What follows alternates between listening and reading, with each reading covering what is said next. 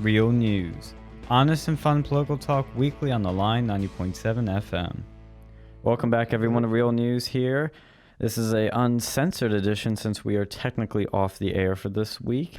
It's because of a Penn State football game. We got cucked by the football, but that's okay. We'll be back next week on a normal format, but we'll go with this for this week. So, the big headline news story of the week is the Hong Kong protests have reached a climax here where the extradition bill was withdrawn, so the protesters did get what they want, but they're still protesting.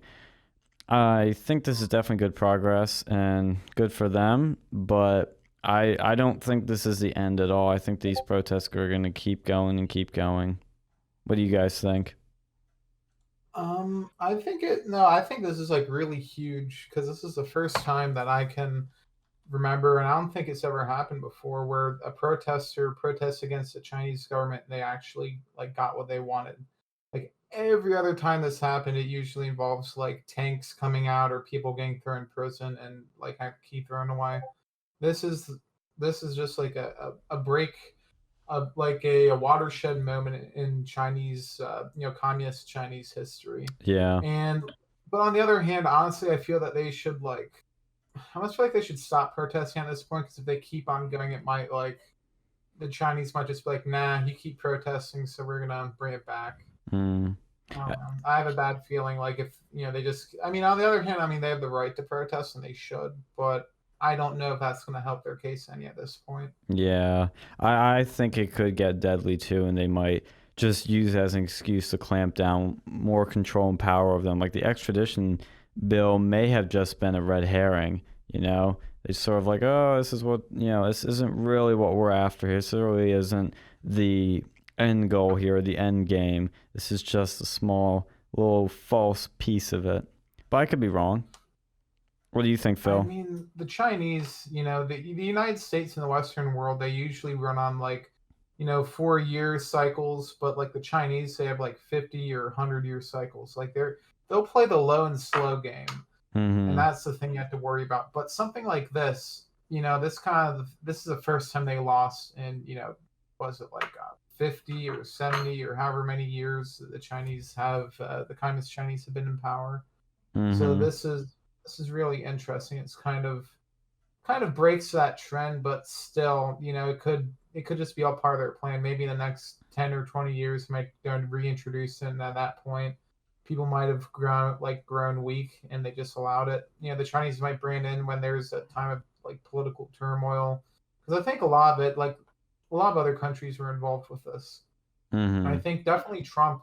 I think he's a big part of this because this was going right around the time that the tariffs were going on. I'm sure, like Trump and Xi Jinping, they've had.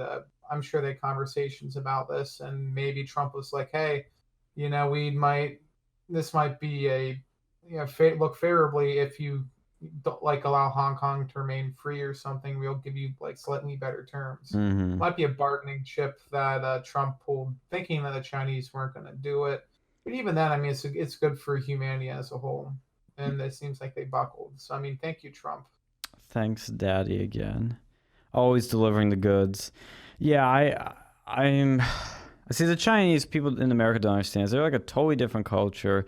They don't consider morals. They're just all about winning. And so when you have those forces clashing, especially with the protesters, it's going to get ugly, I think, at some point. I mean, it's already been a little ugly, but I think it's just going to get uglier.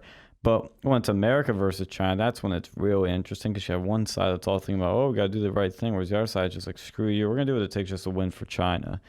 And it's where you get into some of the things we get into.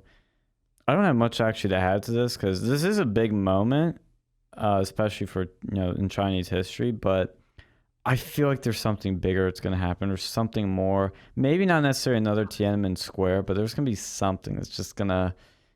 I feel there's still it's still bubbling here more. There's still more to come. Well, I think there's definitely going to be more because, like, look at the makeup of China. It's like not. It's like so much skewed to the male population because of the one-child policy and their innate view towards men versus women in Yeah. China. So I think, maybe Xi Jinping knows that something's gonna happen sooner or later, and they have to give a little now, and maybe it'll save them a lot later.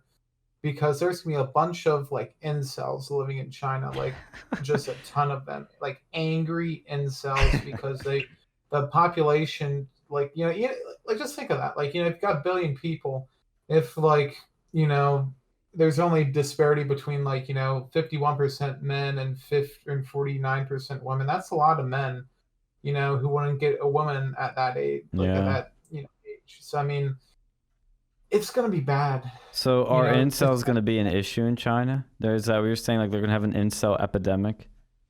Yeah, Japan already has a problem with this, but like China, it very well, I think it already is a problem in China to a certain extent, but everyone's so poor where like, it's not that bad. But like once you have middle class start coming out, then people can afford, more people can afford to live in their basement, Hmm. then that's gonna be a real problem because you're gonna see productivity drop, and like it'll start killing the social welfare system of China because there's gonna be these men who don't feel like working because they rather fuck their anime body pillows and stuff.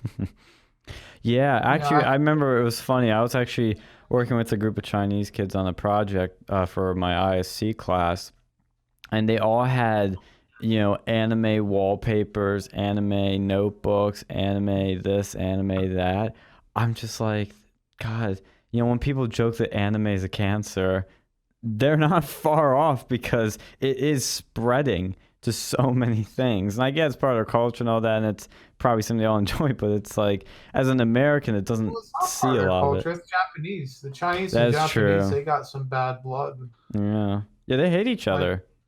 yeah, dude, the Japanese, they kind of did a lot of really terrible stuff during World War II. And I was even talking to some Chinese people, and they still like, Never forget. some of the newer generation, they kind of let bygones be bygones, but especially the older generation, oh man, they hate them. But I Mm. guess the younger generation, they see those like 2D waifus out there, and they just get their like little peepees in a tizzy over that. Especially since that's probably the closest thing to a actual woman they might get in their entire life. Mm. Yeah, yeah. It's pretty pathetic that their culture has now become that has a segment of it that is an insult culture that's growing, and next that's going to create lots of problems.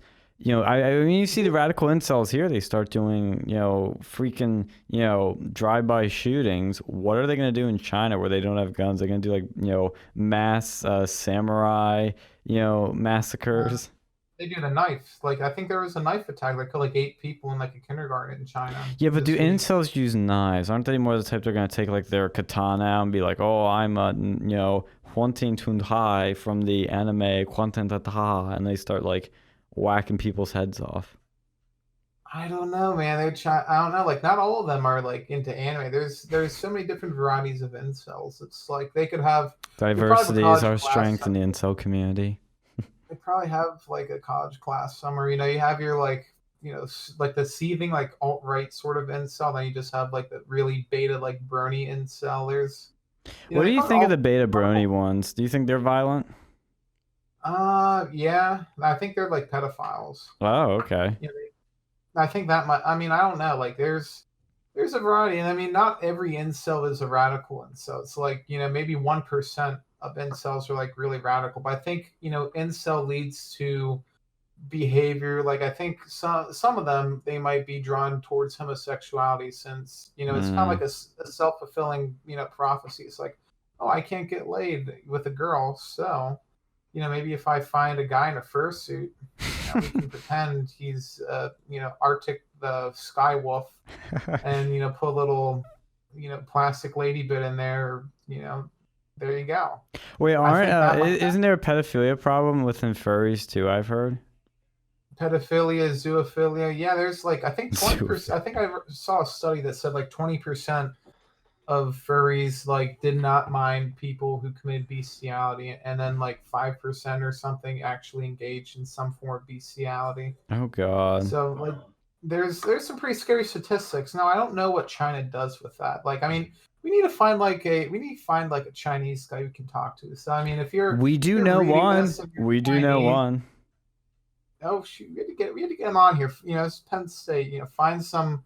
there's a ton of international students. Let's see if we can find one who's familiar with the incel, what an incel is, and like knows that sort of culture, Yeah. especially.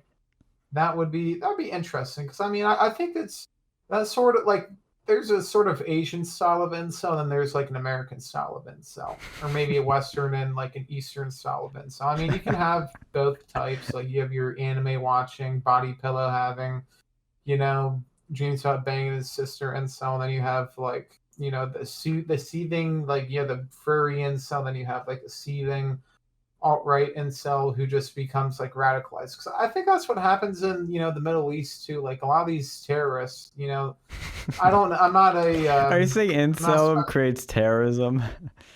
Well, not. Yeah, I think to a certain extent it does. Because like, back in the day, a lot of soldiers would go to war because a lot of them would be like, oh yeah, you go to war, chicks dig the war hero, and they'll treat you good, and you'll get like this property and stuff.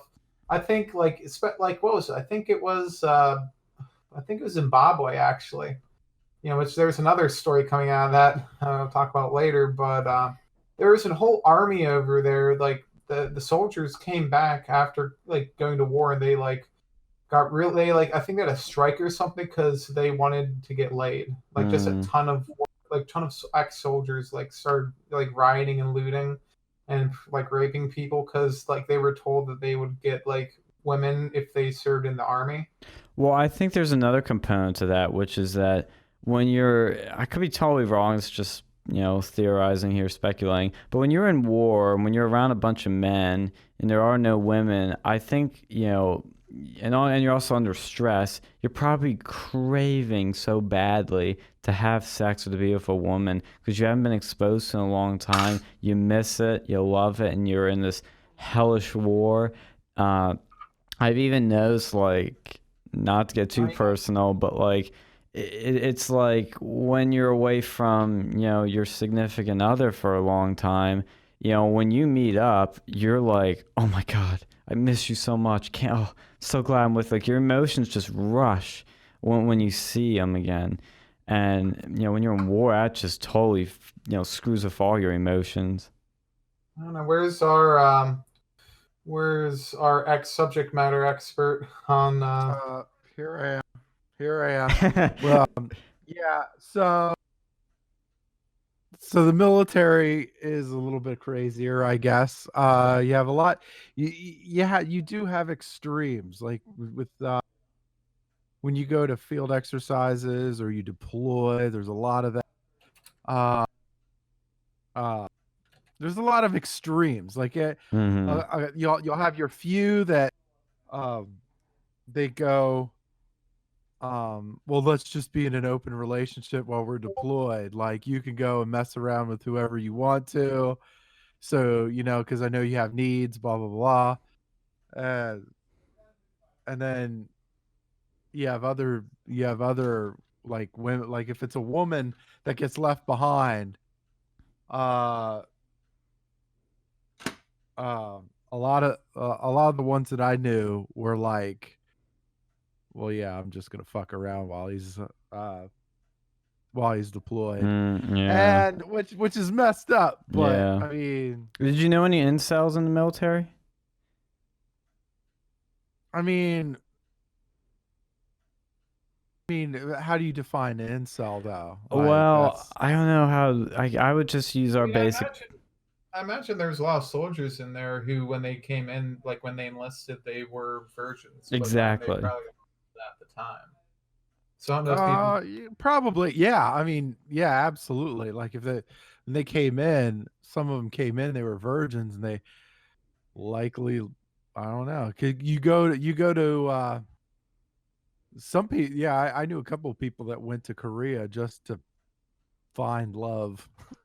Like they got to say they want to find a local Korean girl or something. And How'd that work out? yeah, I mean, hey, it does because they like American guys. Hmm. People they love going to. Same thing. People love going to Germany, or yeah, they get stationed in Germany so they could travel all throughout Europe. I knew um I knew some Navy people that had Russian wives that they bought from, they had the mail order. They did the mail order thing.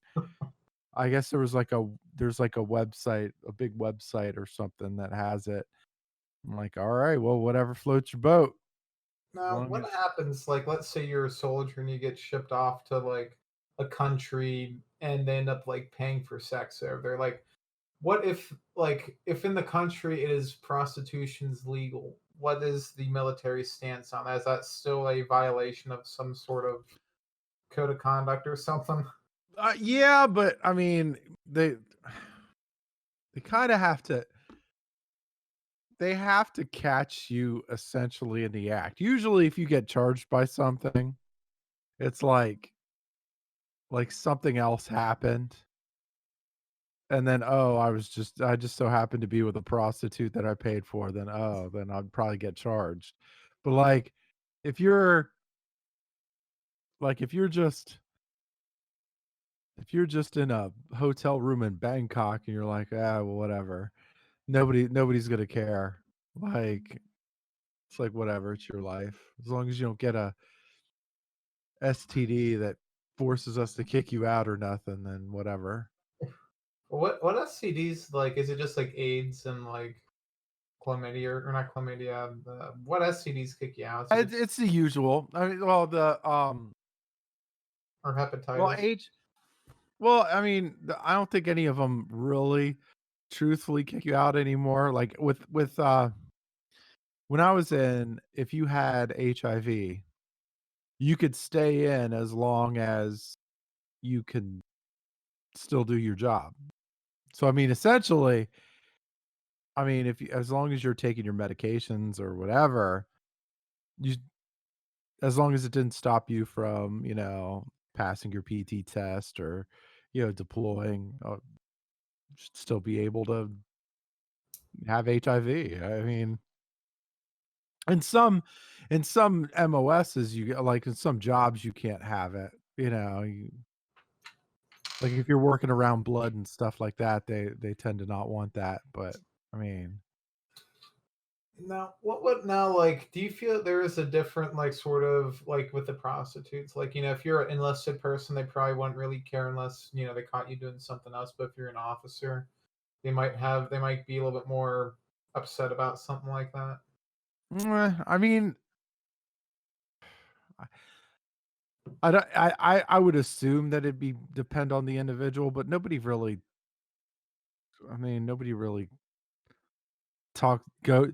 Nobody digs that deep into somebody's personal life that much to where it's like, oh, um, it's a problem or something like that. Unless you like say you spend all your money and now you don't have enough to eat or something like that, and then it's known that you're blowing your money on prostitutes or something like that, then I guess they'd have to do something, but that's like, I don't know. I've never heard of anything like that. So Yeah, that's pretty tough. But yeah, so I found the article that from earlier about the Zimbabwe people. Like, yeah, that there was an article where Zimbabwe soldiers demand free sex as reward for removing Mugabe, and yeah, so I guess they have incels in the military, but I mean, maybe not the U.S. military as much, but like definitely in some third world militaries they have this problem. But speaking of Mugabe, yeah, Bobby Mugabe, he died the other day, mm, 95 years old, and may rest in hell. mm. He was the dictator of Zimbabwe since Rhodesia became Zimbabwe in 1980 until I believe 2017. It was 2017 when Mnangagwa took over. It was pretty recently, Mm. but yeah, this guy I guess in terms of African leaders, he was all like Native African leaders. He's probably all right since he only committed one genocide. But yeah, he was a pretty terrible person. He turned what used to be one of the it was pretty much a first world country, and then he turned it into one of the worst like countries in the world. Like they have the roads are like, it used to have like highways and such, and now it's like just it's worse than like West Virginia over there. There's like potholes that have zip codes, and they have just a ton of problems over there. Like AIDS is like like a complete pandemic in that country. Like I think they have like a 90% unemployment rate. It's not a very good place to visit, and like there's just rampant corruption over there. But yeah, so that guy died. But yeah, he was a bad person. Doesn't really have. No missing that fucker. Yeah, he yeah, it's like sub-Saharan Africa. They just don't have any luck with like good like African leaders, like black African leaders. Like they really don't. Like at least like South Africa and Zimbabwe and a lot of the other places too. They there's not really too much goodness going on over there because they're just like incredibly corrupt. Because like before Zimbabwe became Zimbabwe, Ian Smith was prime minister of that country, and it was funny because he actually drove a more modest car than Mugabe did when he took over, because he ended up like buying all sorts of luxury shit, selling, basically sold the country out to China. Like Chinese investment in that country, investments in air quotes, is pretty much just colonization 2.0. They're just like they basically bought the country from Mugabe, and they were known as having I think one of the most highly inflated currencies in existence. It was like you could get like 5 trillion Zimbabwe dollars for like $5. I wish I had one of those just laying around so I could say, hey, I'm a billionaire. But yeah, so that's kind of interesting what happened with that. And I mean, South Africa really wasn't any better either. They had that one guy who like I think he raped someone, and then he said, and the person that he raped had AIDS, and he said he wouldn't get AIDS because he took a shower afterwards. And he claimed that she was asking for it because he was a proud Zulu man and she wore like a skirt. So you got some really just bizarre ideas like in these countries. Like AIDS is such an epidemic over there. They don't even know what the hell they're talking about. Like they think you can like use like witch doctor shit or like wash off after you engage in sexual activity or before you engage in that. They'll prevent you from getting AIDS. But yeah, it's pretty tough, man. Stop having sex with monkeys.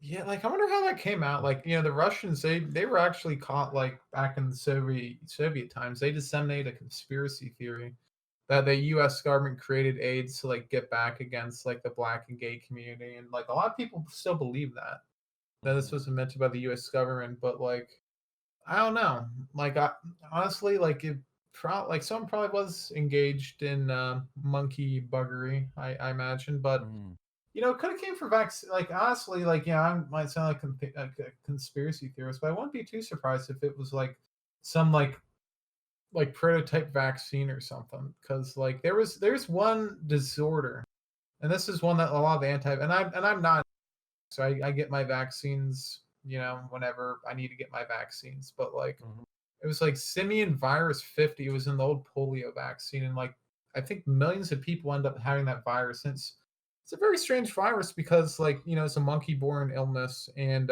it doesn't really do anything, but it makes you like significantly more susceptible to a certain type of cancer.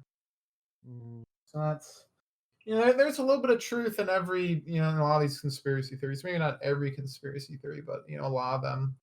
And that's why I think like there should be like we shouldn't just forbid discussion about certain things. Like I believe in vaccinating kids. But I think we should probably space them out. I don't think it causes autism, but I don't think like injecting a bunch of like chemicals at once to a kid is necessarily the greatest idea. Like when you inject anything into your blood, there's chances of bad stuff happening. Like even if you inject air into blood, you'll die pretty quickly from that. Yeah. You inject blood into blood, and it has the wrong levels of like salt in there. You can end up dehydrating. It can kill you. Like you inject the wrong type of blood too, that'll kill you. It's like it's a lot of big brain stuff to mull over. Yeah, I don't know. I think I think it's something that you continuously have to have discussions about. Like, uh, I don't know. I always I thought about what you said, and it made me think of like the Dallas Buyers Club when like the AIDS. Did you have you seen the movie? No, I haven't seen that movie. Can you? What's the?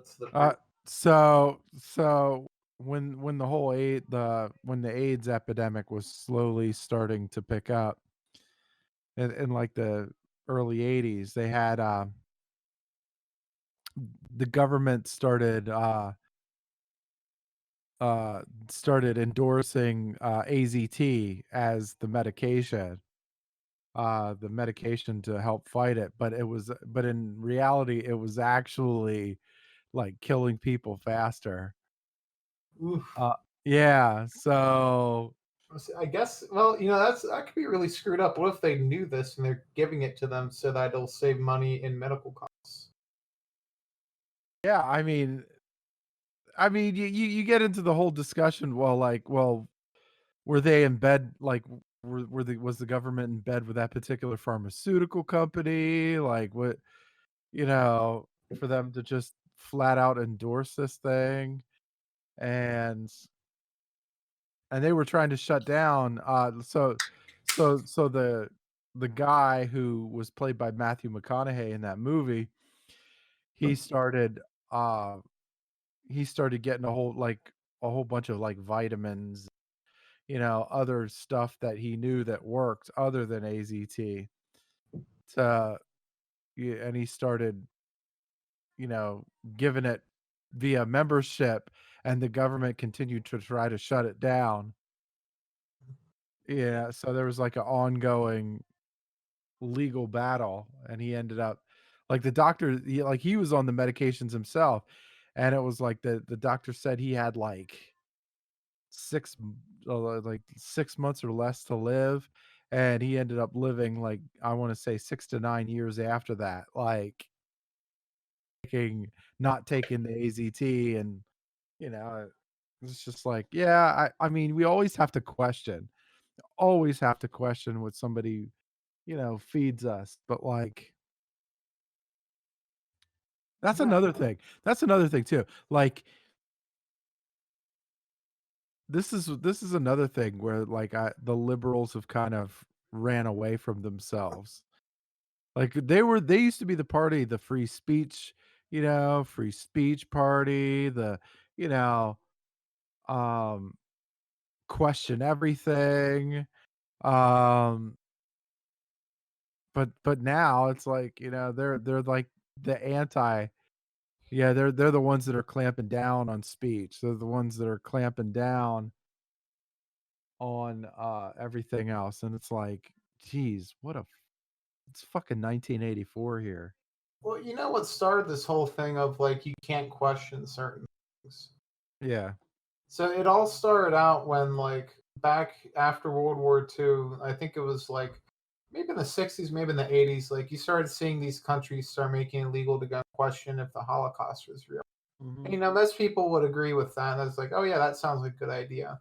But it started escalating slowly from that. Then it was like you cannot deny that like this many people died or that many people died, and then it's like if you try to go like downplay anything, that's now a crime. And then from there, they were like, oh, we can start saying it's illegal to deny other things, and it's just like what started as the noblest of intentions to stop you from basically harassing like Holocaust survivors.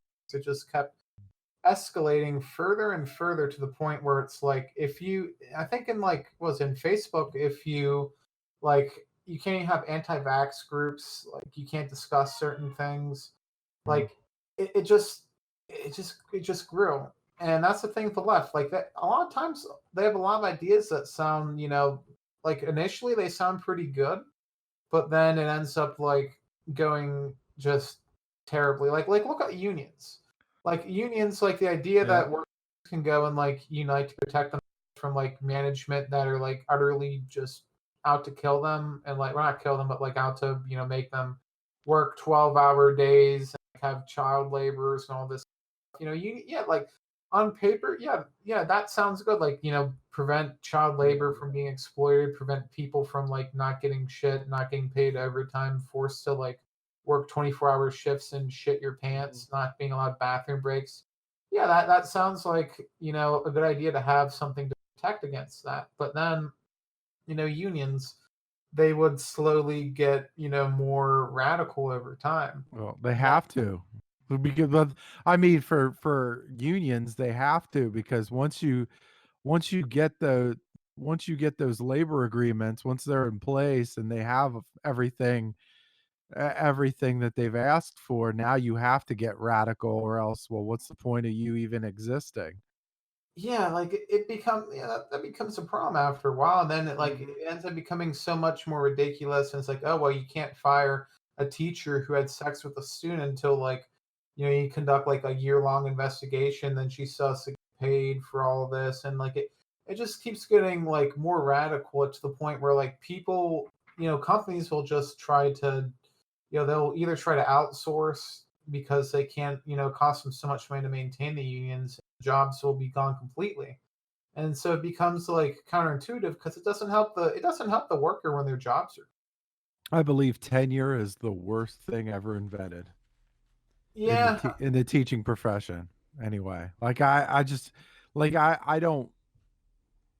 You shouldn't have to have tenure, and then like I can't like that. It takes an act of God just to fire you. Like, no, you it needs to be a job. Like, yeah, you do your job and you're fine, but if you suck at it, I should be able to get rid of you. yeah, like no other industry other than like education, to my knowledge. Like, maybe they have it like somewhere else, but it's like extremely rare outside of education. And like it's in state laws. Like I think Pennsylvania, they have tenure at least at all public institutions, and that's why like a lot of people are going to charter schools because like you get some teachers that get tenure, and like unless the teacher beats the child or something, they can't be let go. I mean, And that's then, what was it, Penn State?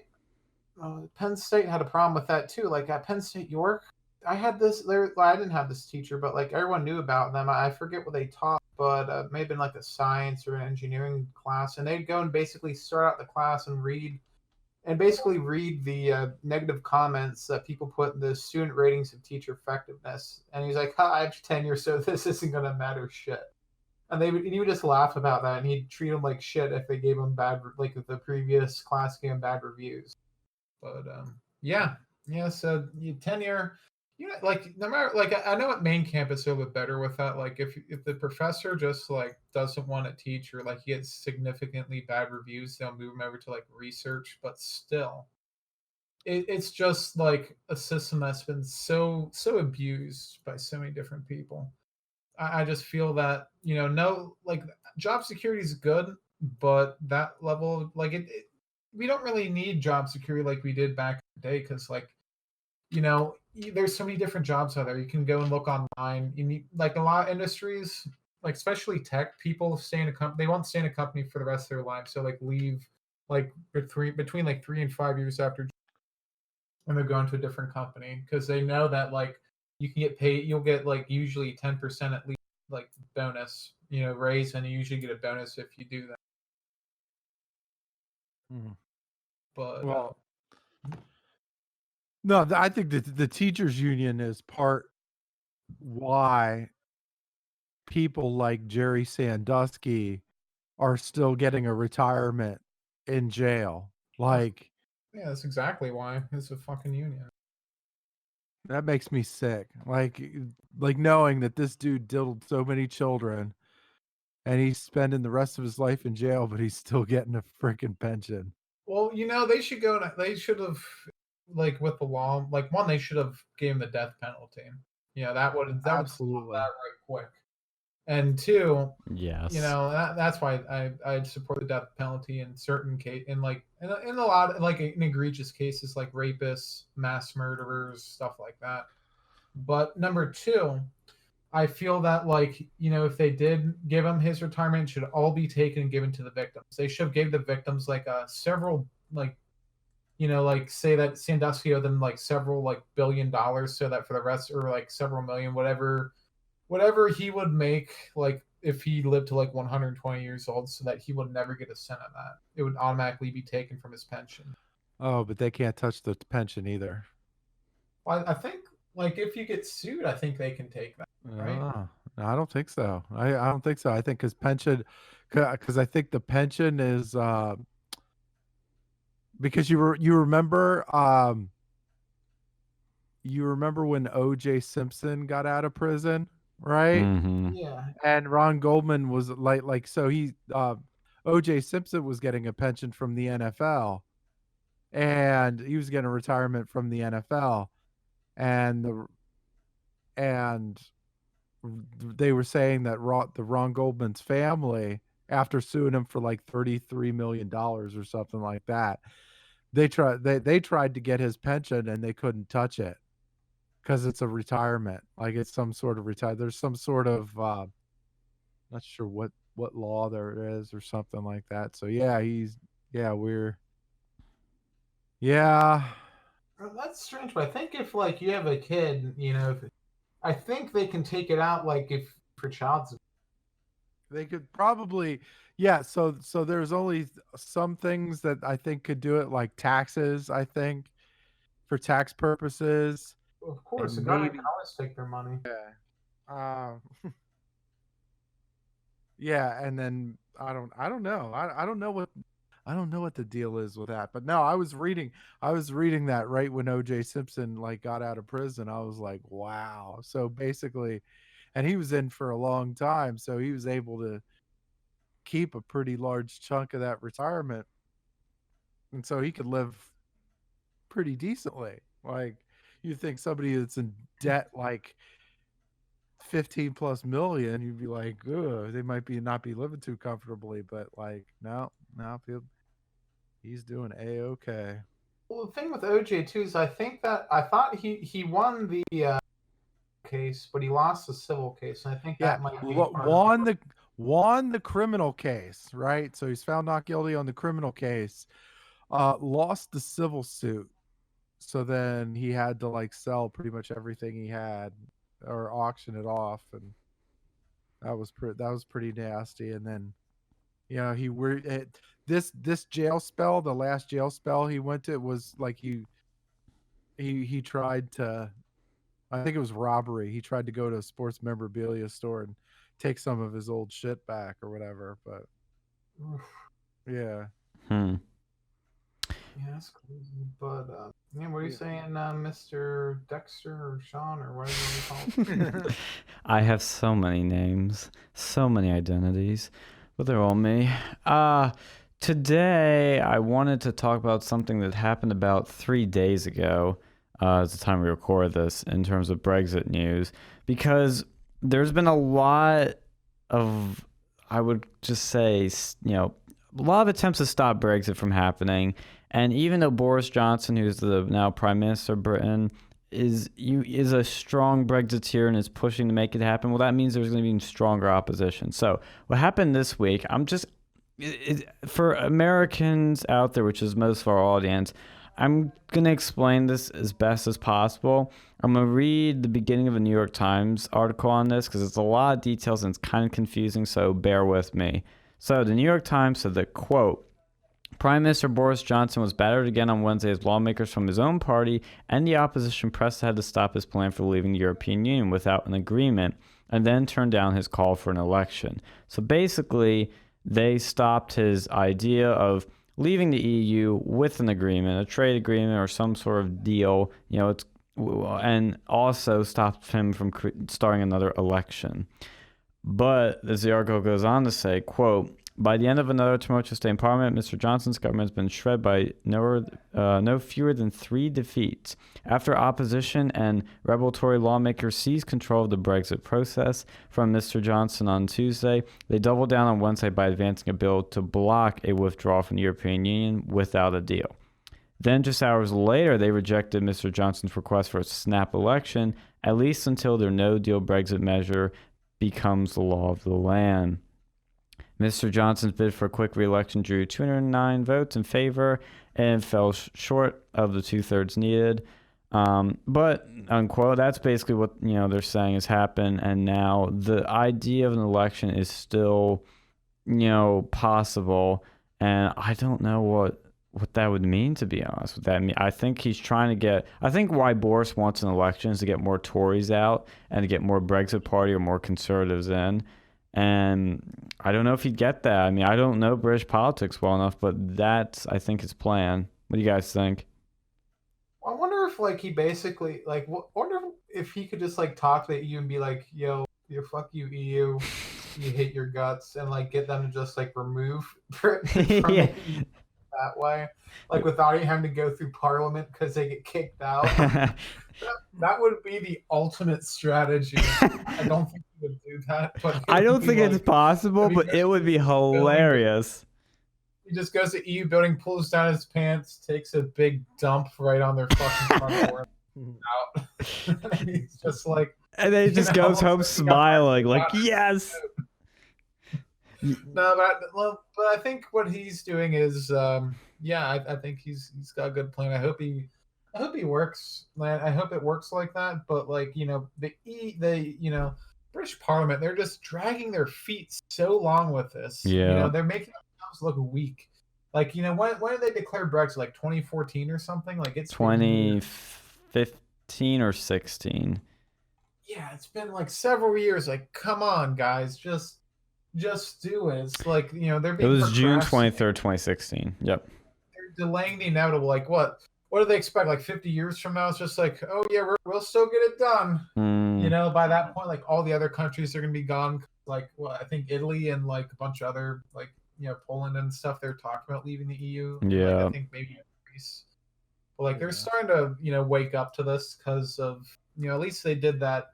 They had that referendum on there. And here's the thing, government leaders, if you don't want to do something, don't have a referendum on it. Yeah. That's pretty common sense. There's no point to doing that if you're not going to have the balls to do it. Yeah, There could have been arrogance. I'm assuming the problem is like the majority of the people want to do it, but like you need 2/3 of a vote to do it. And you're not going to get. And the problem is you're probably never going to get 2/3 of the vote to make it happen. I don't think that was the problem. I think the problem was the majority of the people wanted it, but the majority of the politicians don't. Exactly. That is exactly right. Yes, because Brexit won with a substantial portion of the vote by the people, and it should have happened. But the politicians, it's kind of like, to think of it in American context, think how we have our establishment and our anti-establishment. We have our Trump versus everyone else, in both parties. That's what they have in Britain, I think, is the same problem. And, Boris is, because Theresa May was a conservative, and yet she didn't want Brexit to happen. Boris is a conservative, but he wants Brexit to happen. And they're doing, like, they're pulling out all the stops they can to prevent from Britain from leaving the EU. And so Boris has to kind of, circumvent all these things and find out a way to do it. I think it's still inevitable for them to leave the EU. It's just, the Tories and the socialists are going to still keep fighting to stop that. And I think where this backfires on their plans, I think this is going to get people more pissed off because the Brexit Party sweep the elections. Nigel Farage is a rock star. He's their, he's the main figure. He's the face of Brexit.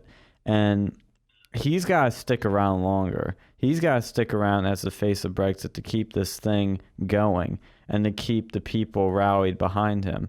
And as long as he does that, I think you're going to get more pissed off people that want this thing to happen, and they might win some more seats to secure that 2/3, which I think is the route it sounds like they have to go through.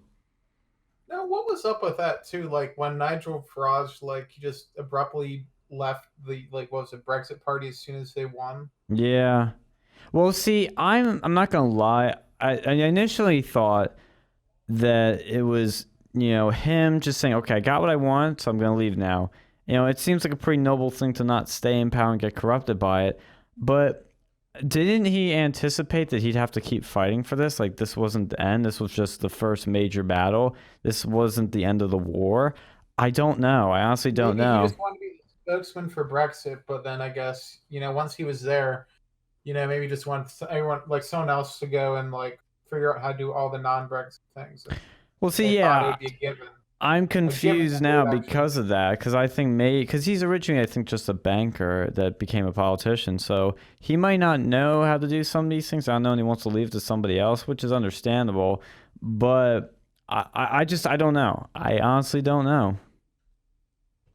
Yeah, I don't know. I wonder what's going to happen with Britain. They've had a bit of an interesting situation. Yeah, Like now their whole country's kind of had some problems lately. Like, there was just like an outrageous amount of stabbing, like deaths going on over there, and they already banned guns years ago. Now they're like banning knives.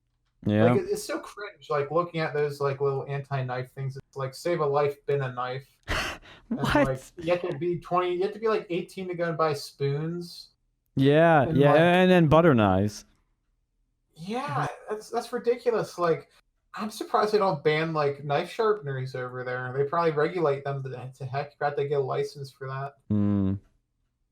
Yeah, yeah. Britain is such a funny country in so many ways, and they're like, I remember even Jeremy Clarkson from Top Gear and the Grand Tour tweeted out, like, he said, "Sadiq Khan, you fucked up London," I think was his exact quote. And it's true, and he mentions the knife crime, and it's really, really bad. It sounds like it's like an epidemic there. That's, people think we have this epidemic of shootings in America. I think the epidemic of knife crimes is way more significant in Britain and way worse, and people are feeling it more. London is why you don't ban guns. Mm-hmm. That is the number one reason why you don't ban guns, right? You ban guns, like look at London, right? Oh, they don't have very many gun deaths, but everything else is sky high. Robberies, muggings, theft, rape, sexual assault, like everything. Literally every statistic is up, right? Everything is up. Oh, yeah. And I'm sorry, Alex. Oh, the number of like burglaries when people are in their house is like way higher than the United States. Yes. No one's gonna shoot them or stab them, so it's just like, and that's scary because like they could beat the shit out of you. They could like rape your kid. I'd rather have a lot more more gun deaths, more deaths in general than like have people like go into my house. I agree. Where that can happen, where people can go up to the street and they acid attacks, like throw acid in your face, like stab you, and like, geez, like I'd rather be shot than stabbed. If I'm gonna die if I know I'm gonna die, I'd rather be shot than stabbed. Because like, have you ever been stabbed before? It's not fun. It's painful, I hear. It's really painful. But what were you saying, Phil? Yeah, I was agreeing with you. I was like I can't imagine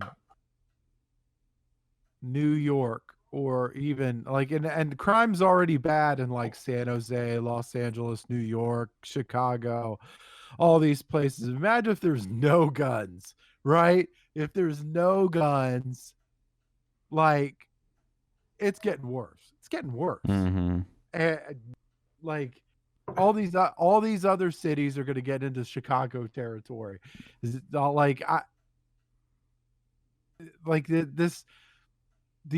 anti-gun argument is as stupid as it ever was, but yeah. And here's the thing too: if you have if you're trying to protect yourself, a gun's the best thing you can use to protect yourself for the most part. Again, especially these type of things, because let's say you have a knife. That means you have to get close to the big scary burglar and try to stab him. That's dangerous. But if you have a gun, you can be away from him. Bang, he's down. Bang, he's down. You don't have to be strong. You don't have to be quick. Well, I mean, you kind of do have to be quick, but you get my point. You don't have to like, try to go after him in a, with a knife, hope you stab him without getting stabbed yourself. Whereas with a gun, yeah, you do need some basic training to be safe with a gun, know how to use it, but you don't have to run towards the danger to take out the danger. You can be away from the danger, bang, take them out. So a What if gun, the guy has like a bigger knife? What if he has like a Yeah. long? What if he has like a stick, like a tire iron? Then your knife is you that much. You're gonna need a sword. And a what if he has a katana. bigger sword? It comes to that argument versus you just get a gun and it's like, I don't care if you're wearing like a suit of knight armor, you're still gonna be shot. You'll Yeah. still go through it unless you're wearing like 13-inch like steel plates. And at which point, it wouldn't be that fast because unless you're like Arnold Schwarzenegger on like meth, you're not gonna be carrying that very very speedy like a 13-inch plate suit if you can even move. Yeah. And the thing too is, a gun has a more sure way of taking him down. It's more guaranteed you're gonna take this guy down if you shoot him. You just stab him, like he might still come after you. It's not as, Well, I mean, you could continuously stab the guy, but then and then that becomes a whole another like legal liability. Mm-hmm. At least like you're better off just shooting someone because then you'd be like, oh well, it ends up becoming like when it goes to law, I just shot him once versus like, oh, I stabbed him like 17 times, and then like if you have a shitty like lawyer to defend yourself, they could be like, oh well, he was trying to torture him. Did you see the twist or whatever? It's just why deal with that? Yeah. But speaking of guns, in the news, Walmart is saying that they're not going to sell. They're not selling pistols in Alaska, which is the only place they sell pistols, and they're not selling pistol ammo anywhere. And they're not selling certain rifle ammo like 5.56 NATO and 7.62 by 39 millimeter ammunition. So what does that mean? As somebody that doesn't know a lot about guns. So they're not selling pistol ammunition and ammunition for rifles that are commonly associated with the AR-15 and the AK, 47. They're probably not selling the AK-74 platform ammo either. So are they thinking now, if we can't ban the guns, let's ban the ammo. Let's ban the thing that enables guns. Well, like there's still something like, other ammunition. Like honestly, like the pistol ammo, that doesn't even make any sense because they're doing this over mass shootings. Like very few of them contain pistols, and like there's so many cases of pistols. Like that's the most commonly used firearm for self-defense. Mm-hmm. It's a pistol. Like if you're walking around town, you're more likely to be carrying a pistol concealed or even open versus like carrying a rifle. Because if you're carrying a rifle and you're not in like the boonies, right now public perception doesn't like that. And they also banned open carrying of firearms in Walmart and a couple other stores, well, like CVS and some other cuckold stores. I never really cared too much for CVS. Their shit's overpriced. And then I'm surprised environmentalists haven't gone after. Have you ever seen the receipts from a CVS? Oh pharmacy? my God, they're like a mile long when you buy one lotion bottle. It's ridiculous. I don't know why receipts have to be so long. Anywhere you go, CVS is the worst contender, but everywhere you go, these receipts have to be a mile long of so much stuff.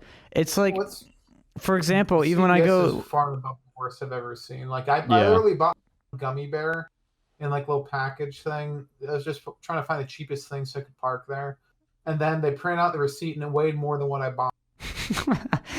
I'm kidding. It was ridiculous. Honestly. Well, it's so stupid? They do this at my grocery store. I don't know if they probably do it at CVS. When you, let's say, get 10 yogurts, so you get 10 of the exact same yogurt, they'll ring every one of them up.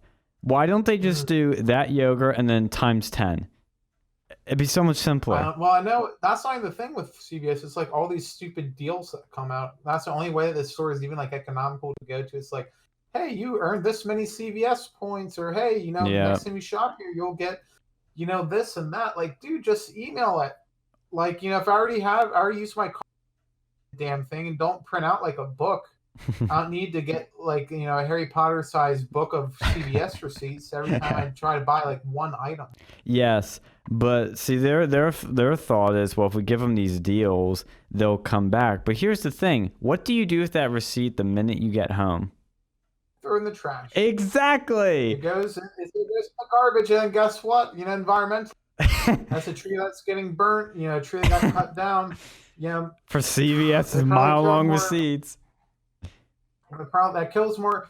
They could probably find some sort of people to print out these damn receipts than it does to like carry a gun into the store. Yeah. And they're probably right about that. If they actually just study on like whatever climate scientist does that, because like all this is virtue signaling. But honestly, I think Walmart's decision now actually help out the gun community in the long run, as it will help the local gun store and the gun specialty store. Because like Walmart, they're just a pretty shitty corporation in general. Like I mean, Yeah, Amazon's well, worse. here's the thing that I don't get about the Walmart decision. Aren't Walmarts mostly in middle of America where people that have guns live? Aren't those people going to be pissed off? I mean, hopefully they're not shopping at Walmart anyway, because like they don't really have anything that great over there. Like I've No. looked at there, it's kind of like shit guns and muzzle loaders. Like Yeah, that's the thing. Who that's buys all a they gun at Walmart? That's the other thing. Yeah, like I wouldn't do that. Like they have gun specialties. We used to have Gander Mountain, but like I just discovered this place, Rural King. It is like the redneck Walmart. Hmm. They got like everything there, like hardware. They got guns. They have like sundries and whatnot. Well, I wouldn't be know? surprised if Walmart made this decision because they don't sell many guns, or they don't sell a lot of these particular guns or something, or ammo. So they're like, oh, if we ban it, we'll look good. We'll look like we care, even though we're not doing anything. I think it's probably one big virtue signal, because that's how these companies think. They don't think, gee, how can I... For example, I always use Dove as the example. They always have this, or not Dove, but the hand soap company. I forget which one's called, but they always put on their soap thing, oh, we're the soap that was used to save the little duckies that were in the oil spills. We care. It's like, no, you don't. I know you don't. You're just using that to sell more soap. If you really cared, you would give the oil spill people your soap and you wouldn't advertise it. If you're advertising it, it's because you don't care and you want to use it to sell more soap. It's pretty simple. Yeah, that's why they do. It's like virtue signaling. Like Virtue signaling advertising. Like Walmart knows that the left has years. It's like, oh well, see, we care about gun violence now. I think they sold a decent bit of ammunition. I mean, to be honest, like I've gone there before, but honestly, like because that, like back in my old town, the local gun store, pretty bad prices. Yeah. But honestly, I've just ordered my stuff online now because thankfully in PA you can still do that. And Yeah. you get so much better deals off the internet. So much better deals shipped right to your door. Boom. Like just bulk ammo. And the left, they're trying to ban that too. Like in certain you can't do that. Mm-hmm. Like you have to ship it to a gun store. Mm-hmm. And that just kind of pisses me off because they're like trying to go and keep a constitutionally protected right into the basically 20th century. They're not letting it mature. They're not letting it like progress and get better and more efficient. It's not very progressive. You can order all sorts of shit right to your doorstep. You can order pizza, you can order steak, you can order McDonald's, you can order car parts, you can order shit off of Wish, which contains tons of like legally ambiguous and or flat out illegal items. Like you can order a laser pen that can like set shit on fire from like Wish. Like these pop, like I've seen videos like people just buy this stuff from China because like I've seen them advertised before. They were advertising like adult toys on Wish, and they advertised like what was it? They advertised like a claymore. They advertised a what? Yeah, like an explosive. I don't know what if it actually would be that device. Might just be a shell for it, but still, that's a little bit weird. That's just advertising on Facebook too. I've seen it before. They're selling like illegal suppressors, like which you're not supposed to be able to buy it through the mail. That's highly regulated in the United States. And they're selling like fully automatic kits for Glock pistols to turn into a automatic weapon. Jesus Christ! And they just ship it in from China. Like they don't give a shit. It's huge. It probably contains like trace of fentanyl. I wouldn't be surprised. Yeah. Because I don't know how they're sending this stuff through. That's what I'm wondering. How is it getting through? Aren't you not allowed to sell this stuff online in America?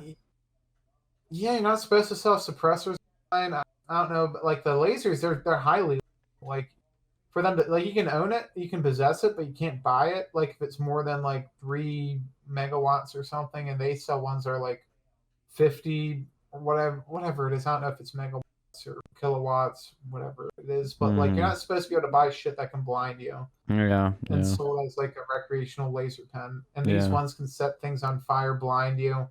You know, it could potentially disrupt like airplanes if you like shoot it at it. Yeah. Like flat out stuff that should not be legal, but is sold by China over here. But, you know, let's just let's ban, you know, certain ammo from Walmart. That's really gonna put a dent in people getting ammo. Yeah. You know, all it is, it's gonna get people to go to their local gun store, and if that doesn't exist, then it'll get people to buy online, so they'll get a better deal anyways. Yeah. Yeah, I feel the same way. Stupid. Don't ban guns, ban long receipts. That's what I say. But yeah, kind of speaking of that though, like, you know, having to buy stuff online, like, wonder if one day that'll go on your social credit score, because I discovered this website, mylife.com, and that's a very scary website because it has a more or less social credit score. And for it said US I was married. Yeah, like I looked at, I'm not even on, thankfully, but like you know, you're on there, and it has blatantly false information. Yeah. You know, saying that, I mean, yours was actually pretty, said you were married and had like a net worth between like, what was it, like, it was like $500,000 or something, which is significantly higher, I imagine, what it currently is. But I make, you know, only a few dollars for 5 hours a week. Yeah, like it's just blatantly wrong. And then they'll like say, hey, this person has bad stuff on here. Then you click to find out, they want money. You know, they'll want money for that. Well, they All this might. I stuff. wonder if the stuff they show you is total BS. And then once you join, they're like, oh, actually, we were just showing you what could be there. And there's actually nothing. I don't know, but like, you can't really take your site either. Like they say on there, they won't really do that. Yeah, they say they won't, but I mean, the stuff I was reading, just first of all, I was surprised I was on there, but the stuff we're reading about me was insane. Like, I'm married and have kids. I'm like, no, I hate kids. And two, I'm not married. I haven't had any relationships with any girl for 21 years. It's only been 7 months. How did they just jump to that real quick? Unless somebody's had kids and isn't telling me, but I don't think so. You're not even married to this person, so like, Not I don't yet. know how it's getting this information. Yeah. Like maybe you have to go and check your credit score. Maybe someone stole your identity. Oh God. Oh no. Well, I mean, if they did steal your identity and they said that you have that high of net worth, I'd be like, oh yeah, you can keep it for a little longer. Yeah. I'm like, give it back to me, but just not yet. Just hold on a bit, you know. Take your time. It's no rush. Oh my God. Yeah, well, like, that does get scary, because what if there's somebody I hate and I could just like be them and say, oh yeah, I'm so-and-so and I have this cred score and I have a criminal record and all these other things. You know, it can be easily abused, and I mean... What's stopping an employer from going on there? Because I think it says, you know, you can't, as an employer, you're not allowed to do this. What's stopping them from... Oh, they're still going to deal with it. I mean, I don't know what services they actually use. That's what I would want to know. But if that's out there, that means they can use it. And they would be dumb not to use one of these background check services. Yeah, like they'll look up on there and they'll be like, oh, this guy has a bad score. I mean, not right now, maybe in the next 10 years with My Life or a service like that, and be like, oh yeah, well, there's bad stuff on here. You know, maybe we need to find a reason to not hire him. Yeah, exactly. You know, just little things like that. And then maybe like, you know, back to the red flag laws we talked about before. Like, what if it's like, oh, this guy has a negative score. He's trying to buy a gun. You know, maybe we should deny him over that. That's gonna be the future, I feel. Like, you know, maybe I'll find comments or something in the future on like Facebook so that we're like negatively viewed by like an AI algorithm. It's like, okay, well, this guy's a potential risk over here. Because I'm sure Facebook probably has an even more powerful version.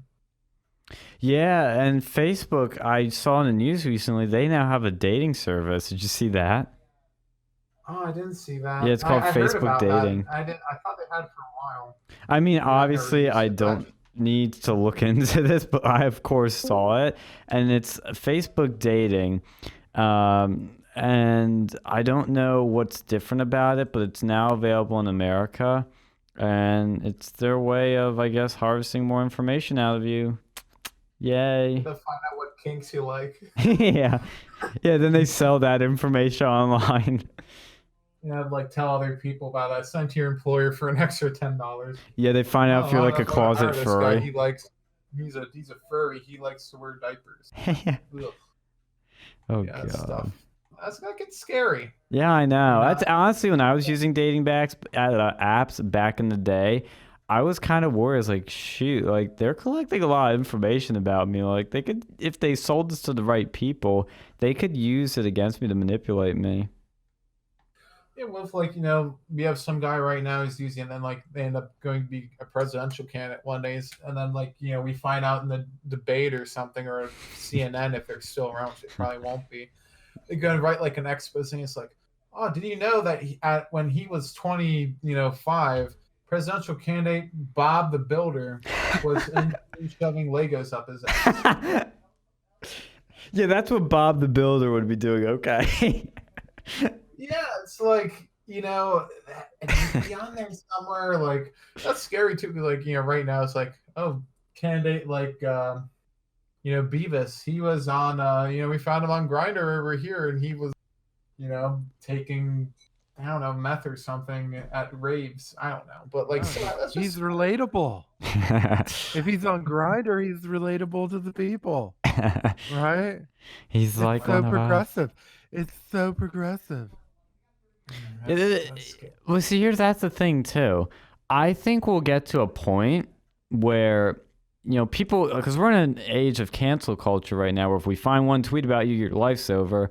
You know, a tweet we don't like. But we might get to a point where people are going to be like, everybody's going to have this sort of shit on them. When they see a presidential candidate that was like sliding into DMs with some like e-thought and being like, you know, flirting with them or saying like, oh, you're stop flirting with me or stop doing this, or you know, whatever people do in DMs with e-thoughts. They might buy Delphina's bathwater. Yeah, or ask for their premium Snapchat. People are just going to be like, he's one of us. I did that back in my day at college. You know, I think people it will at first be like a big, oh my God, this is a serious thing. And then it'll become, oh, gee, we all kind of did that. It'll become one of those things, I think. Yeah, like maybe in the future, yeah, people just be so used to it. Like you end up finding this guy who's like, oh, you saying racist tweets. And, I don't even care. Yeah. Yeah, who gives a shit? I did too, is what the employer will say.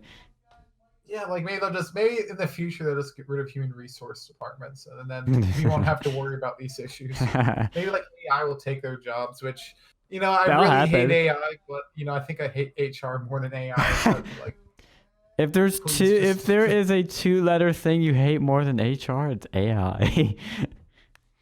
I don't know. I think they're the opposite. Like AI, that's not good, but HR is. Well, they're gonna use the AI to like vet people. They're gonna be like, oh, the AI found you said this, and this on Facebook about black people. You said this, and this about the gays, or this, and this, and then that's how they'll come across, and they won't look at the context, or maybe they will. I don't know. It can be scary. I think that's what they're doing right now, but I think eventually they'll just be like, oh yeah, instead of paying like this whole department that like, and honestly, like, you know, I've worked in businesses before, and they don't like human resources. They just make like things. If it was an ideal world, we really wouldn't need them. It just creates a whole level of administrative bureaucracy every year. It makes everything grind to a halt, and it makes retention in a lot of cases more difficult because, like, you know, everything has to be, oh well, you know, you can't be doing this. You know, you can't be giving people this because that might look bad, or you know, that's, you know, you can't be doing that because we aren't doing that over on this department. And it just creates a whole lot of nightmares in the hiring process. It makes it hard to hire the most qualified candidates, but easy to hire. But not really easy to hire anyone because they have to go through that whole HR process, but less painful to hire people based on the color of their skin. That just seems like what human resources kind of does. You know, it's racist. HR is racist. Human racism. That's HR. Human racist. Yeah, but speaking of kind of cuckery going on, did you? I know we were talking about that Dave Chappelle stuff last week. I do. I want to mention one. Well, there's one quick. Actually, reviews on Rotten Tomato about that. Like, man, Yeah, yeah, like yeah. Well, what I was the gonna say is I people checked the like, score now for that, and it's at 25% rotten from the critics and 99% positive from the audience still. yeah, yeah, like the critics, they don't know what the heck. Like, this is what I mean. Like, there's the people out there, what the people like, and then there's what like the elite like, and they're completely different people. Like, I think maybe the elite should just like find their own country, just deport the elite. Yes. Trump Wow. 2020.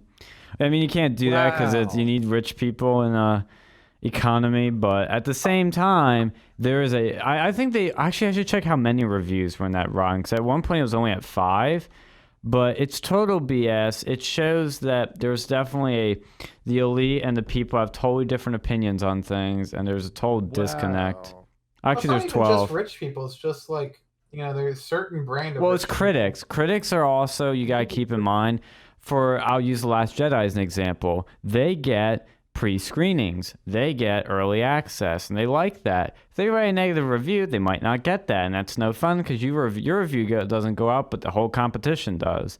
So with Dave Chappelle, though, there were 12 critic ratings, and it got 25%. An audience of 99% had 27,000 user ratings, and it's probably in a reaction to that negative critic score. Let me guess this too. Like, I have a feeling that a vast majority of the film critics are politically left leaning. Yes, of course. And they got offended by this for sure. Well, they should go and like make a right wing like film critic like service or something where everyone else is these like lefty like woofoos that think that like Moonlight or whatever it was the greatest movie ever made. Mm, But and like Get Out was like a work of art. Find people who don't believe in that. yeah. Find people who like that. I'll find Dave Chappelle funny. I'll find who was that guy with the puppets? Jeff Dunham. Yeah. Yeah, people like Dave Chappelle, Jeff Dunham, just like South Park sort of humor that enjoy politically incorrect shit. Yeah. That's my style too. I've always been a fan of Jeff Dunham. He was funny from the moment I see him till the moment now. I'm going to be probably seeing one of his shows here at State College soon. And Dave Chappelle too is a funny guy. And I think even funnier now. I think because of the culture we're in, it makes non-PC, provocative, offensive humor funnier because there's people pissed off at it. I heard you were trying to say something, Phil. What do you think of all this? Well, no, Rotten Tomatoes is actually owned 75% by NBC Universal. So you have to take whatever Rotten Tomatoes says, you really have to take with a grain of salt. What they'll do is they'll take their text analysis and they'll move it in a different direction. Like for certain reviews, they'll count some words that ping as positive or negative, and then for other movies they won't, depending on what deal they have, what movie, who's pushing the movie. Like if NBC Universal's pushing the movie, Right. you're really never gonna get like a rotten score Right. on an NBC Universal movie.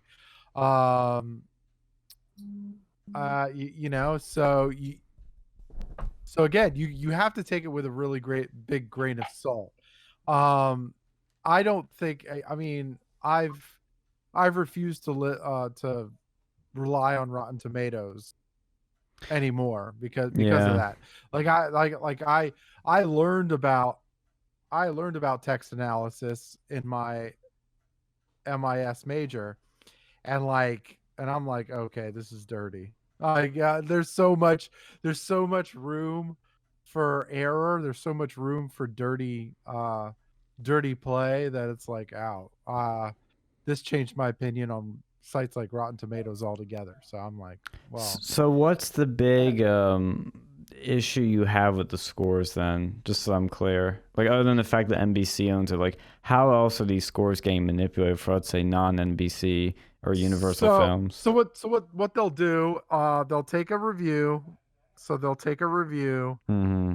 and they'll use an algorithm program to read the review Mm, and see if it's positive or negative. that's what I thought. So Yeah. if it's positive, it's good. If it's negative, it's rotten.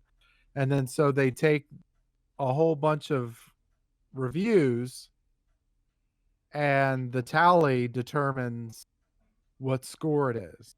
Mm-hmm. So Yeah. so you have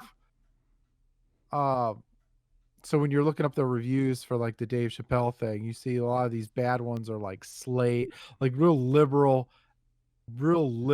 fucking outlets like Mm-hmm. Slate and Vox and some stuff I've never even heard of.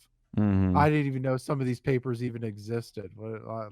But they'll take them and they'll be like, oh, it's a review, and then so you have that, and then you have so because NBC Universal owns them,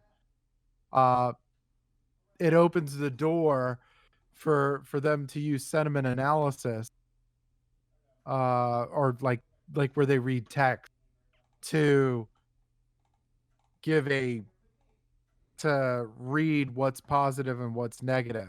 So there's certain words that'll trigger a positive review or a negative review. Yeah. Like, and then so depending depending on what company produced the movie, they might get different words that trigger a negative response versus like an NBC Universal movie, Mm-hmm. right? Well, and the other thing that So could be an issue too is when critics give a movie, let's say 3, because they usually use a star system, they'll use like 3 stars out of 5 stars. Some would consider that a positive review. Some would consider that a negative review. Some would consider it more in the middle. How do they filter through those? I mean, I like the idea of Rotten Tomatoes, which is that you simplify, you grab all the reviews and you simplify it down to saying, most people like this film or most people didn't like this film. That's the way I look at it. Or most people, but the problem is that it becomes most people love this film and everyone hated this film. It becomes a little bit too black and white, too polarizing. I mean, the percentage helps, but people like compare percentages. I'm like, well, that's not fair to say that something got an 87% is better than something got a 70%. That just means it's less likely to be good to if you were to pop it in. But that doesn't mean it's better or worse film necessarily. If you look at the actual ratings then, because they will, or did they remove the ratings? Because I'm looking at some of these right now, and I don't see an did they get rid of that? They used to do an average rating. That's what I would look at to get a better sense. Here's the thing too. The so in 2016, Comcast bought the majority stake of Rotten Tomatoes. Yeah. And they bought they bought Fandango, which bought Rotten Tomatoes. Yeah. Yeah. So it's like, which that's another argument too. But yeah. So this is what I'm saying. Like they used to be good. And it used to be, but now it's like, well, now you're owned by a movie production company. Yeah. There's gonna be like nobody's. I mean, anybody that sees that is gonna have questions like, well, Yeah. are you sure you're not hooking up your own movies? Yeah. Well, because that's the thing, is that Rotten Tomatoes is an extremely influential source now. It's, people make decisions on whether they see a movie based on the Rotten Tomatoes score. If you don't believe me, then explain to me, why do movies now include it in their ads? They'll say, oh, it's 97% certified fresh on Rotten Tomatoes. A lot of those are Universal movies. Exactly. Too, by the way. Yeah, and that's true. So no, it's a because they wanted to do it. They turned it into an advertising shill versus an actual legitimate reputable site. Yeah. So this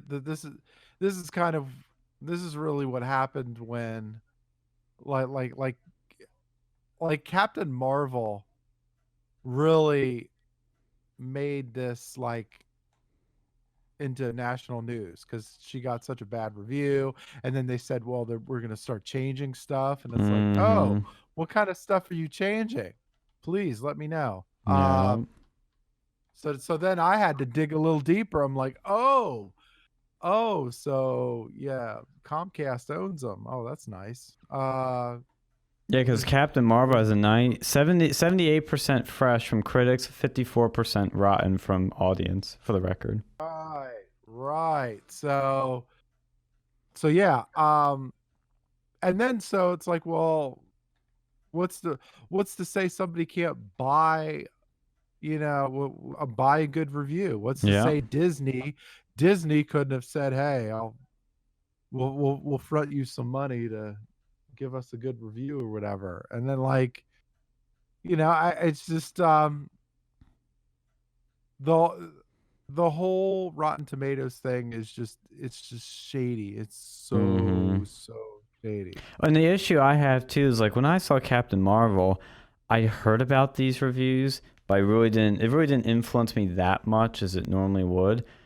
But I went into it just kind of open-minded to, it might be bad, it might be good, I don't know. I came out of it just thinking it was all right. It wasn't good, it wasn't bad, it was just okay, it was fine. It's a typical Marvel movie, it was nothing. That's where I have an issue. Is like, where can that fit in? Where something is okay, where it's just all right. It's not. I mean, maybe I'd give it a fresh, but I wouldn't even vote at that point. That's the thing. That's why I don't like that system. And if you look at like The Last Jedi, for example, this is when I started to get super suspicious with Last Jedi and the remake of that movie that Bruce Willis was in. I forget what it was called. But where audiences liked it and critics hated it, it was new Bruce Willis movie. I forget what it was. But Last Jedi, of 451 critics, has a 91% fresh rating. And of the over 200,000 audience ratings, has a 44% rotten. That movie, as we reviewed, Alex and I back in the day, was a piece of shit. We hated it. Everybody I met has hated it. I haven't met a single person that goes, I love The Last Jedi. No. So how is it such a disparity that all the critics like it, but it's that's what I'm saying. It is. It has to be total manipulation. And you're telling me so how many did you say reviewed it? About 450, and then for the audience about over 200,000. Okay, so 400. So you're telling me only 450 people reviewed a fucking Star Wars movie? Right? Yeah. You're telling me only 450 critics reviewed a Star Wars movie? One of the biggest movies of the year. Star Wars movie. Yeah. $1 billion Star Wars movie. You're telling me only 450 people? No. How many film critics are there? Like, just out of curiosity. Thousands. Yeah. And here's the other thing. The world too. They, for example, like YouTube reviewers, I remember Jeremy Johns was talking about this in his recent video. He just noticed that he was considered a Rotten Tomatoes critic. I don't know if his reviews were getting counted, but that's the thing is like, are they counting those reviewers? Because those are big reviewers now. It's not just the people in the New York Times and Time Magazine. There's websites. There's a bunch of other things. I think IGN's like considered in these reviews, but I'm looking at. There's so many. Is what I'm saying. There's also. I mean, the thing is, I mean, being a critic is kind of like I don't know. There's definitely room for dirty play too. Like if you're a critic, a lot of sometimes you'll get to see some of the premieres or whatever. But yeah, the pre-screenings too. If you give a Disney movie a bad review, you're probably not going to another Disney premiere ever again. So it's. And here's something else I want to point out. I'm looking at one guy's review. His name is Matthew Litkinar from the San Diego Reader. He's considered a top critic, and he gave it, and his review got a fresh rating on Rotten Tomatoes. But guess what his original score was? It says here, 2 out of 5. That's not a fresh rating. Yeah. Yeah, that's not a good score no matter which way you cut it. No. No, it's terrible. But they gave No. it a fresh. And in his review, the part that they clipped out says, the devoted will no doubt be delighted. For the rest, a resigned acceptance may be the safest path to enjoyment. Doesn't sound like a positive review. Yeah. Well, this is what I'm saying with the sentiment analysis. They'll take that review and they'll put it in a program like RapidMiner, and they'll scan it for trigger words. Yeah. Like there will be certain trigger words that they look at to determine whether it's positive or negative. Yeah. But that can change. But that list of words can change.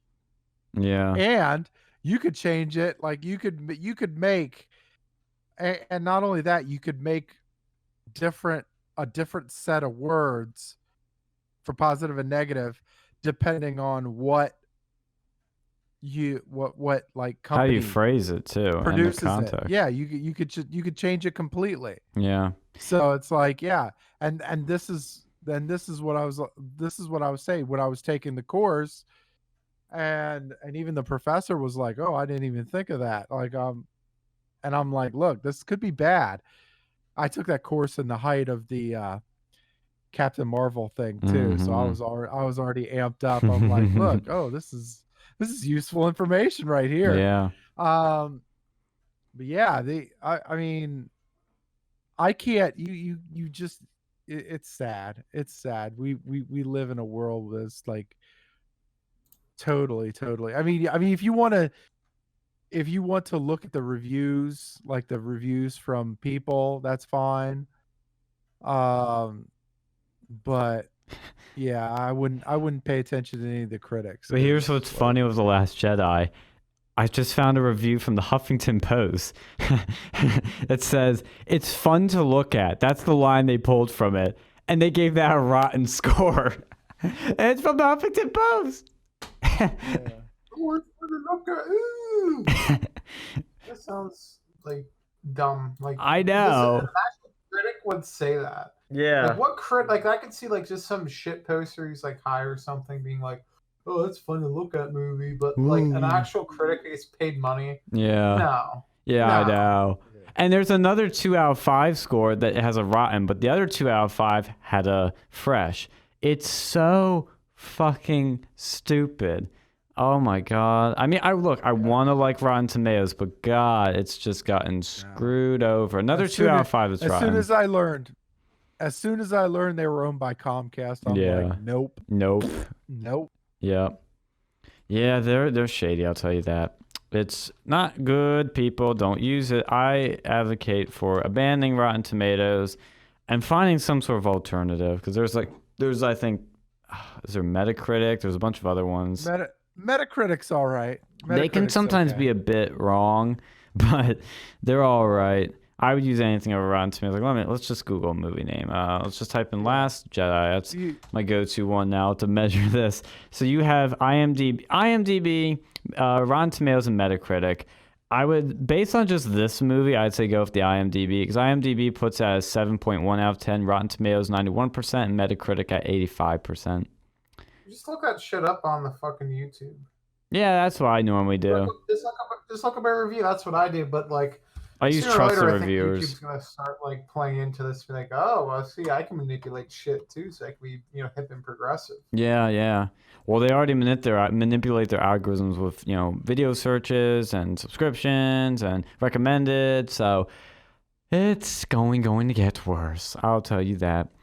But speaking of things that have gotten worse, there's something that's actually gotten better. Think Progress has shut down their doors. It's fabulous news. Yes, hallelujah. I love it. Because Think Progress is just what was that? Good fucking riddance. Yes. Woo!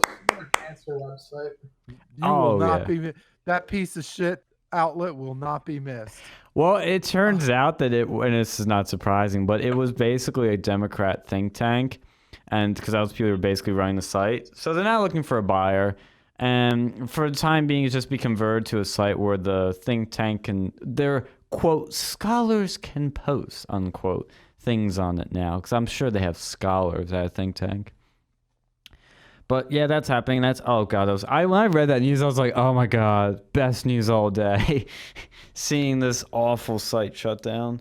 Because look, I love, because they ain't gonna people in the comments like, oh, you say you're for freedom of the press and you're cheering for a press outlet being shut down, you monster, you fascist. Well, look, I love the press when they're fucking reporting the news. If it's like, let's say Fox and CNN, like, Fox is not as bad as CNN. Let's just be real. They don't do anywhere near as much fake news as CNN does.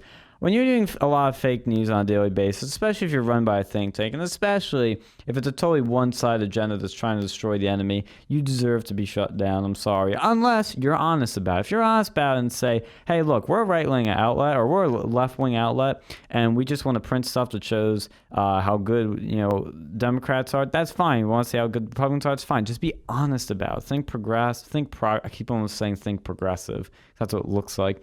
Think Progress was just the epitome of just fake, disgusting, yellow journalism, fake news. It was, ugh. Whenever I'd see somebody send me a video by them, I'd just be like, oh, okay, you're one of those. Okay, I see. Just one of the stinkiest, slimiest outlets out there. Yeah, there's shit. I just hope that now this gets the same treatment eventually. Just gets shut down. Yeah.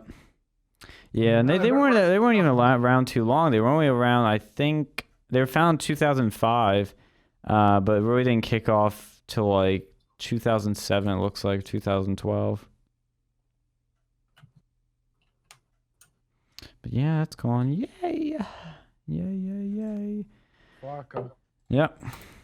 Don't need them. Last thing I'll mention, because this is what CNN and all these other left-wing outlets have been having like a fetish for, is that they said that Trump was lying about this weather map of the recent hurricane because he said it would hit Alabama, and they were like, oh, but no, it's not going to hit Alabama.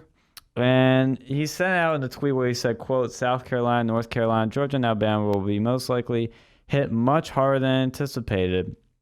And if you look at the original maps of the National Weather Service from NOAA, they said it would, and that's where he was getting it from. He was showing them this, and they still don't believe him. And NOAA themselves even came out with a statement recently backing up what Trump said. So, yeah, the news media just got cucked by the weather. Anything you guys want to add to that, or just want to say anything else random before we close her out? Yeah, CNN's fake news, and if you're gonna be smoking marijuana, be careful of like buying the weed vapes. Oh yeah. Yeah, they've there's been a few people buying these black market weed vapes. Like, if you're gonna do that in a state where it's legal, that's different. But don't buy it from some dude, like just some random dude, because people, like 3 dudes died from that, like using some black market vaporizers. Yeah. And there's been a lot of misinformation coming out saying that's like all vaporizers. Like every one that I've seen where like they knew what was going on was all these like black market or like weed vape oils. And like now, what was it? Wisconsin said to go ban all flavored like vape juice. Oh yes, I love Wisconsin. Well, that's not going to help any, because guess what's going to happen? They're going to end up buying black market vape juice, creating the same exact problem. Like, the problem was black market vape juice, so now they're going to drive you up to the black market. Now the problem is natural selection. Yeah, I mean, it's not going to work. Out of all the drugs out there, fucking vaporizing is like the least ones you should be worried about. No, caffeine.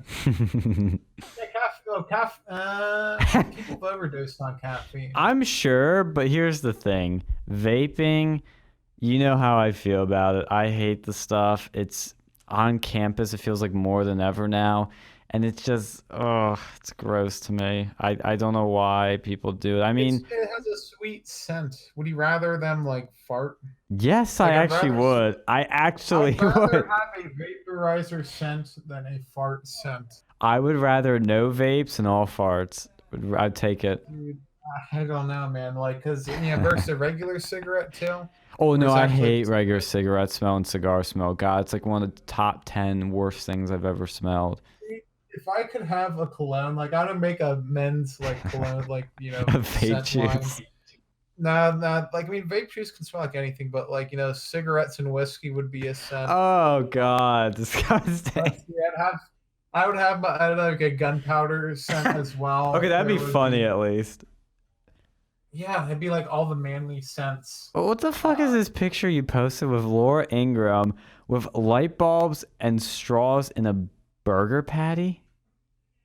I don't know. I think that was actually a screenshot. What the fuck? I remember doing the Kavanaugh thing. She like whipped out like a beer case on air. I was like, okay.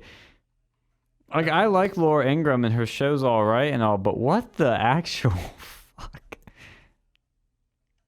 Laura Ingraham tries to drink light bulb stuffed steak to quote trigger liberals. I think it's supposed to be some sort of electricity thing. Oh, it might be triggering people because they want to ban straws and light bulbs. I don't know. It's bizarre with posted without context. But yeah, I mean, stay away from the weed vaporizers and don't be doing that. If you're gonna be smoking weed, you probably shouldn't be. But if you're in a state where that's legal, smoke the plant, eat the edible, or like buy one from an official licensed realtor, or not realtor, producer. If that's whatever semi-legal stuff. I mean, probably shouldn't be smoking weed though. No, it's degenerate. Deport weed. As our listeners probably already know, like I hate all drugs and all this stuff.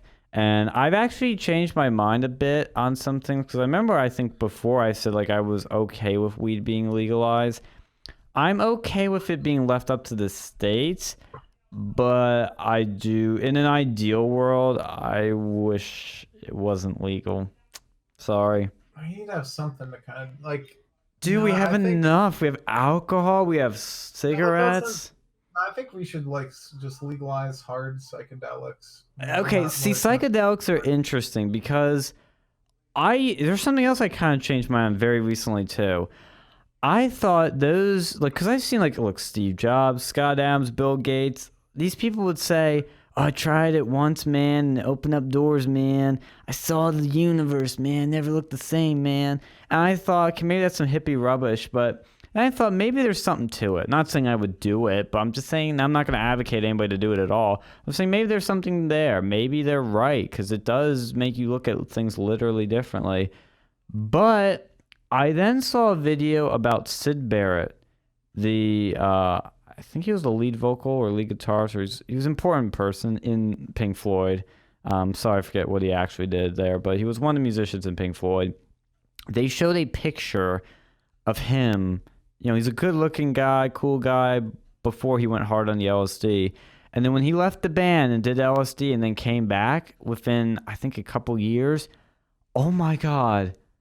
The picture, I'm not even going to describe it because you have to see it to believe me. Type in Syd Barrett and then look at a picture of him and then type in, and keep that up, and then type in Syd Barrett after LSD. Oh my God, I've never seen a more shocking picture in my life. He literally looked like a different person. And then he also had a bunch of mental issues where he was hearing voices and stuff like that, I think it was, or he was seeing things. And it wouldn't leave him. LSD, if it's abused, can really screw up your head. Yeah, well, dude, look at people who are alcoholics. Yeah, absolutely. I've known too many of them. Like, look at people who are like radical incels.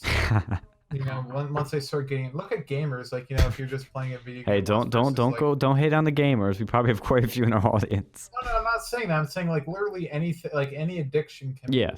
Yeah, I know. But all the drugs out there, like probably LSD is one of the harder ones to get fully addicted to. And this guy, who knows what else he was taking? Yeah.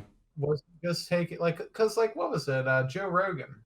Yeah. That guy. He does. He's done all sorts of very high marijuana smoker, very high. I think he's done out pretty much every psychedelic out there. I know he really likes DMT.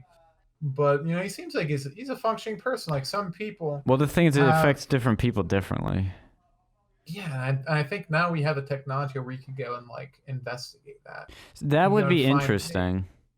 hey, and then like have you get a prescription from the drug to be able to recreationally, or like from the person to recreationally use drugs. That's an I think that'd be interesting an thought. topic. Yeah, That'd I be an mean, interesting topic, but that'd be one for another day. Did we already have one on that before? we might have. But I see, don't there's know. also a fabulous alternative, which is just so wonderful. Go full Duterte. Yeah, Take well, them all I think he out. said he did. Oh, well, But he we'll did have some drugs. exceptions. I'm kidding. No, see, the thing with Duterte is, as much as you'd want that in certain like cities, maybe here where you're like, oh, let's just take out all the drug dealers and use it out, simplify the problem. Problem is, it's not. We have a different culture and we have a different society where I don't think that would work. I think if you had strict laws on drugs, in some ways it can work. In some places it can work, and it's what I would. Because here's the thing: if you have a strong deterrent, that's going to deter people from doing something. But if you kill like drug users, yeah, it's a bit of an issue because that's pretty immoral. But here's the things, like every company, like what you're doing is like, you like, let's say you're a drug user, and then you can't get a job because drug users, they all drug test. Yeah. I mean, I think maybe like for like most regular jobs, maybe they should just get rid of that. No, because here's the thing: I Because wouldn't want to hire a drug that user at my creates a company. cycle. Well, that creates a cycle where they can't get a job because they do drugs, Well, and the job might help them escape from that. that's true to some extent. That is a good point. But there are a lot of jobs I do know, like at my grocery store. I keep bringing up my grocery Yeah, store. well, yeah, grocery store. But they'll That's a real hire good. people to do drugs. They'll just keep you as long as you show up. Well, yeah, at a grocery store, but that's not a good job. That's Well, to be fair, do you think these people are capable and qualified to get a better job? Well, look at Steve Jobs. Yeah, but he did know? LSD like once, and he's a freak exception. He dropped out of college. Most people can't do that and then invent Because a bloody he was a computer. smart guy. He had an idea. He had that drive. He did, yeah. He was He had, very like, lucky. all these, like, there's a lot of people. Like, look at the musicians. Like some of them, thankfully musicians don't drug test, or else we'd have very shitty music, most likely. Yeah. Like, Well, not from what I very shitty, understand, but- when listening about like these people from the '60s, is that there's still talent. Look, you can't just like, let's say me, or okay, let's think of a better example. Let's think of some like random homeless guy on the street. He doesn't have any talent in music. He doesn't have really many skills or qualifications. He got dealt an unlucky hand. If you just throw him LSD and he takes some LSD, he's not going to become, Brian Wilson or John Lennon overnight. What these drugs tend to do is If you're at the enhance. rock bottom, you shouldn't be doing drugs. I know, You but my shouldn't be- point is the drugs don't enable the creativity. They most of the time just enhance it from what I've heard. Like artists, like- maybe you're like the only people that should be playing with this stuff. Not saying you even should be, but just saying maybe. Well, no, I mean it creates different ways. Like you go to say it creates something different. It disrupts the regular routine, like at least with the psychedelics. But like even like stuff like like opiates, like there's certain like let's say Or fentanyl. not like not. The Well, only opiates reason are- that fentanyl should only be used for people who are like terminally cancer patients, and that's very sparingly even so. Like they invented to give to like kids in lollipops who are like terminal cancer. That's probably the way it should stay. But like there's a time and a place for everything, I think. I think none of us know what the fuck we're talking about when it comes to medical shit. Well, I think- anything should be possible, I think. Yeah, I mean, yeah, but I mean, I'm saying like, dude, there's so many. Like, I hate when they try to make, like the one thing that I hated about Obamacare was they made way too many baseline laws about like medical shit. Like, no, we're so individual, like we're so individualistic that like what could work for one person could fucking kill the next person. Yeah. We don't. Yeah, there's so many things: personal history, drug use, heredity, what you eat, what you've done, what you work out. Some people's brains are just fucking different. It's just like it's. The problem is when most people do drugs, they don't know if they're the type of person that will be positively, negatively affected. Exactly. That's why I say Exactly. just don't do it. Yeah. That's why, if you're gonna do it in a small dose at first. Yeah, do meth in a small dose. What could go Try it wrong? out, man. Just Well, try I it a mean, they little already bit, give man. them Adderall. That's pretty much the same thing. Yeah, I know. Adderall should That's- be outlawed in my view.